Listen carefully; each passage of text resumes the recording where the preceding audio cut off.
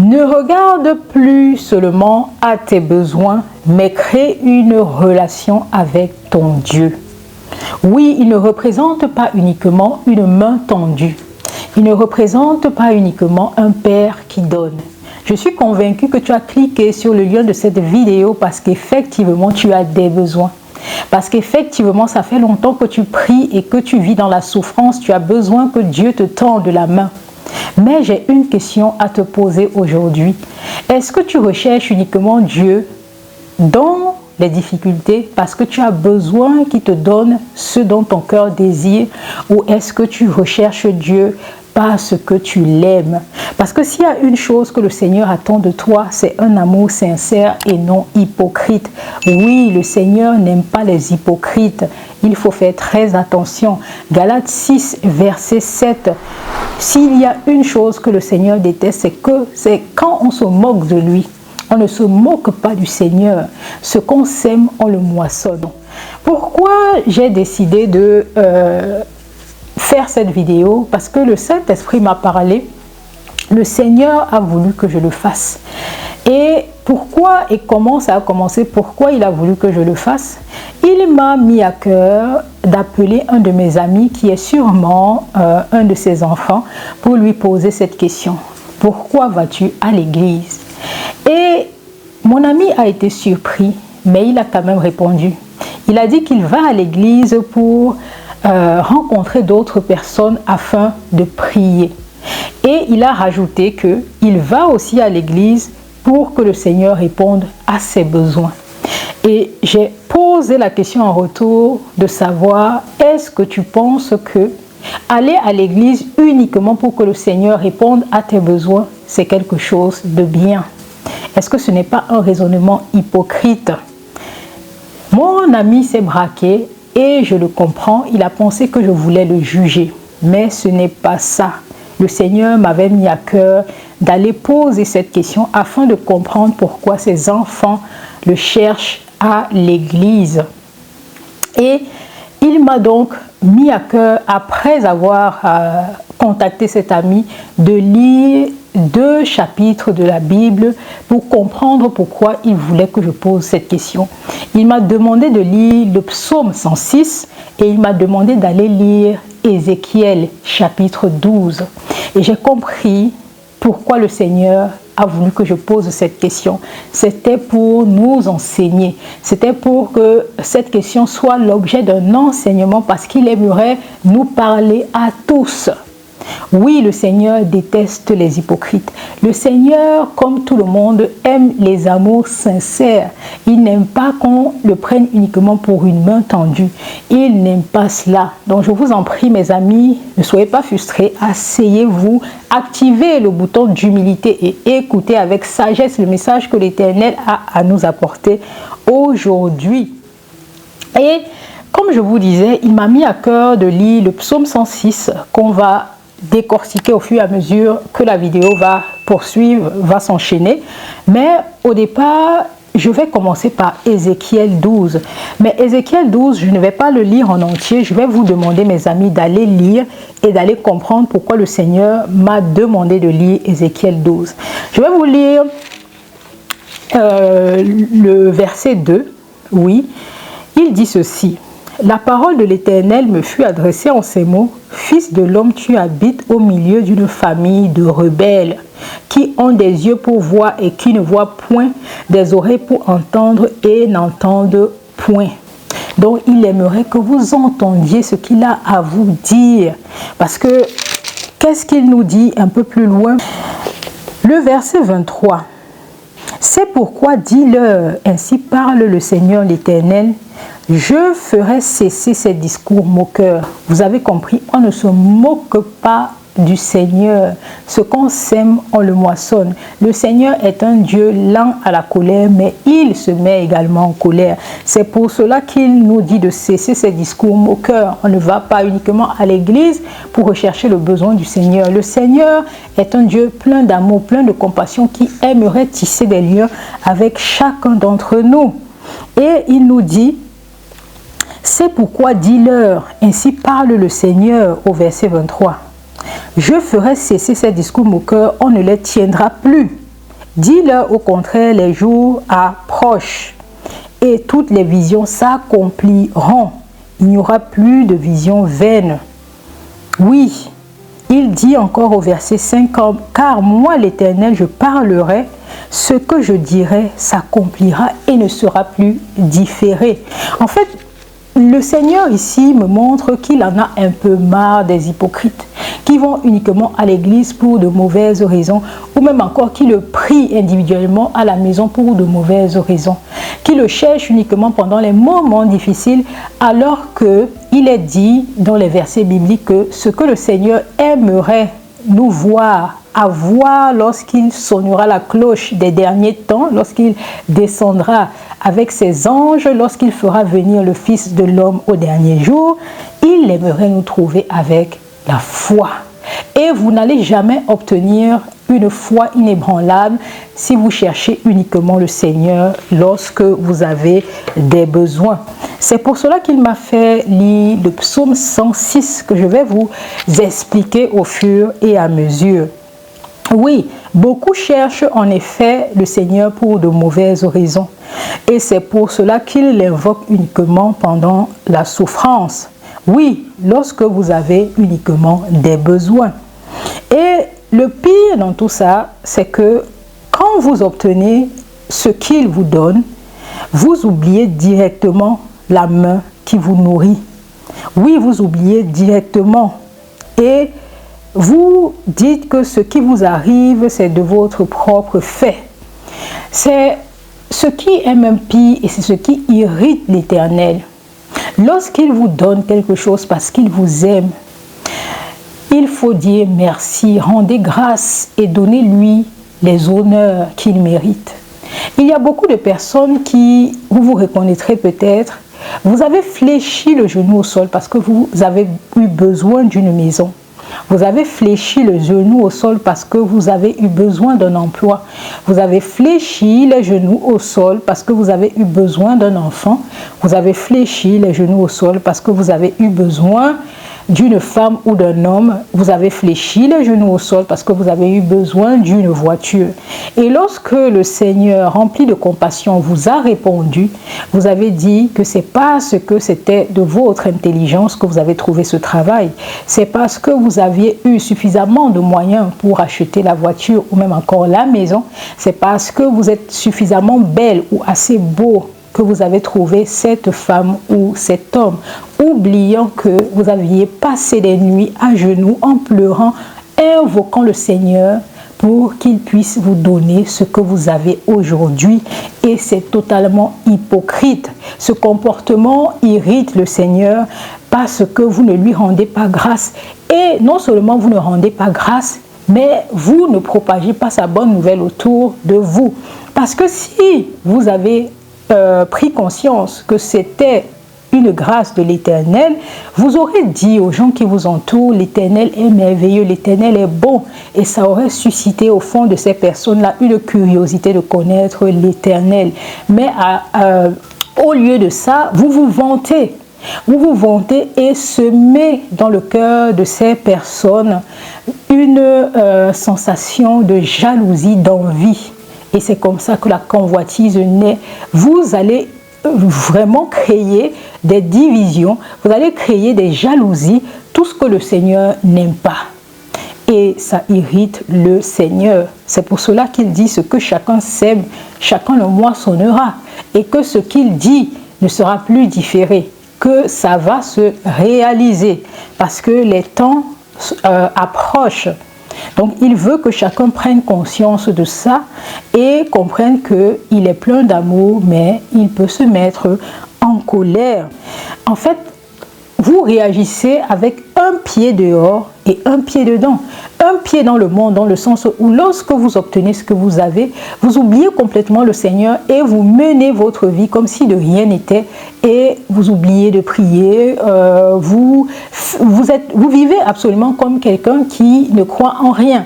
Et lorsque vous avez des problèmes, vous vous souvenez qu'il y a un Dieu au-dessus de nos têtes qui peut répondre à vos besoins. Ce n'est pas bon, mes amis. Et le Seigneur illustre ça avec le psaume 106. Et à travers le psaume 106, qu'est-ce qu'il nous raconte? C'est l'histoire en fait du peuple d'Israël. Lorsque le peuple d'Israël était en esclavage en Égypte, ils ont prié, ils ont invoqué le Seigneur de leur faire sortir de l'esclavage. Le Seigneur a entendu et a envoyé son fils Moïse leur faire sortir de l'esclavage. Et il a fait des miracles pour ce peuple-là. Il les a nourris. Les miracles, c'était quoi? Il a fendu la mer Rouge et a permis au peuple d'Israël d'être libéré de l'armée égyptienne. Et il leur a donné la manne dans le désert. Mais le peuple d'Israël a vite oublié ce que Dieu a fait pour eux. Et c'est ce qu'il veut nous illustrer à travers le verset 8 à 13 du psaume 106. Oui, mais il les sauva à cause de son nom, pour manifester sa puissance. Il menaça la mer Rouge et elle se dessécha. Et il les fit marcher à travers les abîmes comme dans un désert. Il les sauva de la main de celui qui les haïssait. Il les délivra de la main de l'ennemi. Vous voyez à quel point le Seigneur est merveilleux. Parce que le peuple d'Israël a invoqué le Seigneur pendant les moments de détresse. Le Seigneur a rapidement exaucé leurs vœux et il les a fait sortir de la servitude. Mais comme l'être humain est de nature hypocrite et égoïste, ils ont vite oublié ce que le Seigneur avait fait pour eux. Pourquoi? Parce qu'ils sont hypocrites. Pourquoi? Parce qu'ils sont égoïstes. Hypocrite, pourquoi? Parce qu'ils pensent pouvoir tromper le Seigneur. Relisez le Galates 6. Comment? Lorsqu'ils ont eu des problèmes, lorsqu'ils se sont sentis en incapacité de résoudre cela et ils ont admis qu'ils n'avaient pas assez de force, ils ont invoqué le Très-Haut. Égoïste, pourquoi? Parce que lorsqu'ils ont fait... lorsqu'ils ont été satisfaits, rassasiés, et lorsqu'ils ont été hors de danger, ils ont méprisé le Seigneur. Et comment ils ont méprisé le Seigneur? Plus loin au verset 13 du psaume 106, il est écrit « Mais ils oubliaient bientôt ses œuvres. Ils n'attendirent pas l'exécution des deux saints. Ils furent saisis de convoitise dans le désert et ils tentèrent Dieu dans la solitude. » Et le verset 29 nous dit plus loin, « Ils irritèrent l'Éternel par leurs actions et une plaie fit irruption parmi eux. » Oui, à un moment donné, lorsque vous voulez tromper le Seigneur, il réagit. Il réagit parce que croyez ce que vous voulez, le Seigneur sonde les cœurs. Vous ne pouvez pas tromper le Seigneur. Tout ce que vous faites sous vos lits, là, cachés dans vos maisons, il n'y a que le Seigneur qui voit cela. Parce que c'est lui qui est omniscient, omniprésent. Il est partout avec vous. Donc, vous ne pouvez pas tromper le Seigneur. On ne s'approche pas de lui uniquement pour assouvir nos désirs. Une fois les désirs assouvis, on s'en va, oubliant qu'il nous a nourris un jour. Ce n'est pas bien. Oui, le peuple d'Israël, après avoir vécu ces miracles-là, ils retournèrent aux anciennes habitudes, en servant les idoles, en s'alliant au peuple impur. Et c'est comme ça qu'ils ont attiré la colère du Seigneur. Je vais vous illustrer un exemple. Imaginez-vous, vous avez un ami qui ne vous contacte que ou qui ne se souvient de vous uniquement lorsque il est dans le pétrin. Un ami qui vous démontre uniquement son amour lorsqu'il a besoin d'obtenir quelque chose de vous. N'est-ce pas, vous vous sentirez blessé? N'est-ce pas, vous serez trahi et en colère? Eh bien, pourquoi vous apitoyez-vous sur votre sort lorsque le Seigneur vous tourne le dos? Lorsque le Seigneur se met en colère, vous vous permettez de juger le Seigneur. Ce n'est pas bien parce que en réalité, il représente cet ami-là qui veut que vous l'aimiez pour ce qu'il est. Vous ne devez pas l'appeler uniquement lorsque vous avez besoin de lui et lorsque vous êtes dans le pétrin. Il ressent la même chose que cet ami qui est blessé, trahi, et c'est pour cela qu'il se met en colère. Il n'aime pas les hypocrites. Vous avez entendu, j'ai répété le mot hypocrite plusieurs fois, effectivement, parce que si vous lisez la Bible, vous allez comprendre que il y a plusieurs versets bibliques qui disent que le Seigneur n'aime pas l'hypocrisie. Et il voudrait que vous soyez avec lui parce que vous l'aimez réellement. Que vous ne le cherchez pas uniquement pour assouvir vos besoins. Il aimerait que vous pensiez à lui tout le temps et que vous lui manifestiez votre amour à travers les louanges et à travers les prières quotidiennes, à travers les lectures bibliques. C'est ça que le Seigneur attend de nous. Pas uniquement de voler à votre secours lorsque vous êtes dans le pétrin. Ça, ce n'est pas une belle relation amicale. Vous êtes naïf parce que le Seigneur, lorsqu'il vous répond, lorsqu'il répond à vos besoins, il ne vous donne que des miettes. Parce que lorsque vous êtes ami avec le Seigneur, lorsque vous êtes ami avec l'Éternel, vous n'avez même plus besoin de l'invoquer en cas de besoin. Il vous donne ce que votre cœur désire. Parce que si vous lisez bien, il y a un psaume dans la Bible, je crois que c'est le psaume 37 qui dit « Faites de l'Éternel vos délices et il vous donnera ce que votre cœur désire. » Ça veut dire que l'Éternel, lorsqu'il se sent aimé, l'Éternel, comme il est un amour, il est d'un amour fidèle. C'est comme il est un ami fidèle, il aime avec tout son être. Et lorsqu'il ressent que l'amour est partagé, que l'amour est mutuel, il vous gâte comme cet ami-là qui se sent aimé et vous convie à ses repas, vous gâte lors de vos anniversaires, vous donne des présents. En fait, l'Éternel, c'est ça. Il veut cette relation-là. Et vous allez voir, il va communiquer même avec vous. Il va vous parler parce que vous le cherchez. C'est comme un ami que vous allez rencontrer lorsque vous lisez la Bible. L'Éternel va vous parler à travers la Bible. Il va répondre à certaines interrogations. Lorsque vous allez lire la Bible, vous serez surpris de voir que l'Éternel a répondu à une question que vous vous êtes posée dans la semaine. C'est comme ça que moi-même je réussis à échanger avec le Seigneur. Oui, il me parle à travers les versets bibliques, à travers plusieurs choses, mais il me parle également à travers les versets bibliques. Donc il est important de comprendre que le Seigneur veut des personnes entières et non hypocrites. Même si on voit bien que le Seigneur est un Dieu rempli de bonté. Oui, on dit au verset 40 du psaume 106, « La colère de l'Éternel s'enflamma contre son peuple, et il laissait leurs ennemis opprimer le peuple, dominer sur eux, et il fut humilié.